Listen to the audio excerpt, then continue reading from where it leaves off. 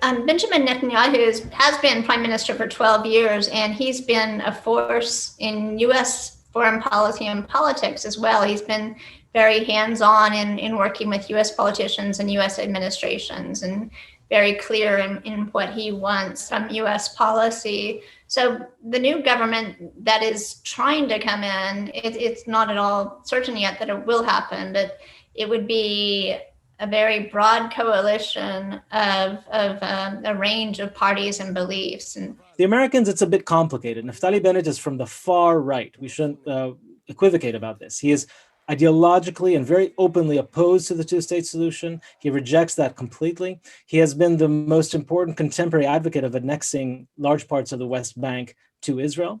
And in that regard, he's certainly from the far right and very different from the positions of the Biden administration.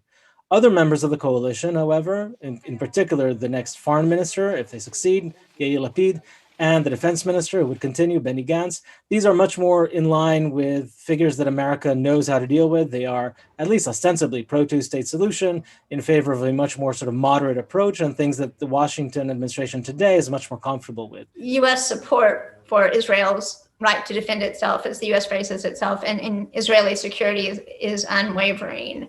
And that has been a staple part of U.S. foreign policy for decades, and there's no sign that that's going to lessen. So the Biden administration is saying that it will continue to support Iron Dome and Israeli security overall.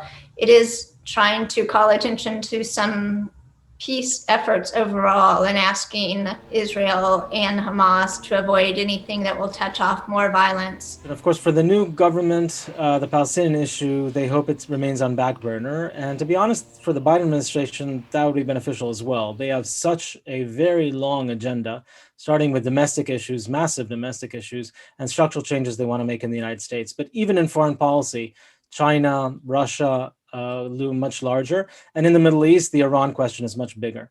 Nonetheless, whether the Israelis and the Americans like it or not, the Palestinian issue can come back. We saw that just last month. But we should not underestimate the significance of simply a functioning government in terms of domestic affairs, not only on economics and health and other very important issues, but also on questions of Jewish-Arab coexistence and trying to mend some of the fences that have been damaged quite severely, even just last month.